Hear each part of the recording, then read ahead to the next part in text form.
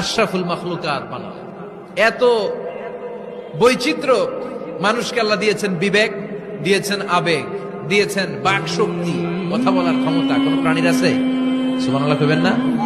বিবেক দিয়েছেন, আবেগ দিয়েছেন, বাক শক্তি দিয়েছেন, উপলব্ধি করবার মতো ক্ষমতা দিয়েছেন। আশরাফুল মাখলুকাত বানিয়েছেন এই মানুষকে।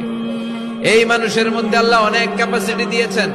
আবার আল্লাহ বললেন, ওয়ামিন আয়াতিহি খালকুস সামাওয়াতি ওয়াল আরদি ওয়াখতিলাফু আলসিনাতিকুম ওয়া আলওয়ানিকুম ইন্না ফী যালিকা লাআয়াতিন লিল আলিমিন।